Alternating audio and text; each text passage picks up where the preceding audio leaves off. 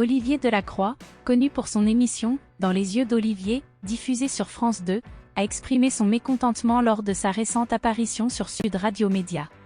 En effet, en promouvant son nouveau numéro qui portera sur les personnes dépendantes, il a été interrogé sur l'affaire Pierre Palmade, qui défraie la chronique depuis qu'il a été impliqué dans un grave accident de la route le 10 février 2023. Confronté à la manière dont l'humoriste est traité dans les médias, notamment sur les réseaux sociaux, le journaliste a laissé éclater sa colère. Cette situation est d'autant plus complexe car elle intervient au moment où la transformation numérique, en constante évolution, impacte l'ensemble des secteurs de l'économie, y compris les médias. Dans un premier temps, il a été rapporté que Pierre Palmade avait été victime d'un accident vasculaire cérébral.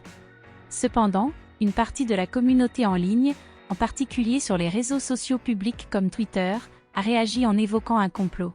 Cette réaction peut être interprétée comme une manifestation d'une volonté de voir la chute de Pierre Palmade, une personnalité connue pour sa réussite et sa richesse, ainsi que pour sa notoriété dans les médias.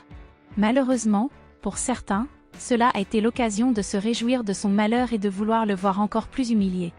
Face à cette réaction excessive, l'auteur de cette citation, qui est un journaliste lui-même, a exprimé le besoin de se protéger de cette société hystérique. L'auteur de cette déclaration, qui est un journaliste formé à l'Institut pratique de journalisme, considère que sa mission est de fournir une information exacte et équitable à son public.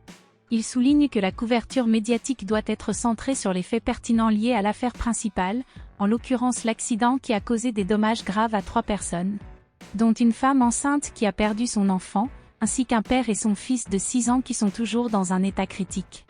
En parallèle, Pierre Palmade a été mis en examen et sa détention provisoire a été décidée, bien que son état de santé ne soit pas encore compatible avec son incarcération.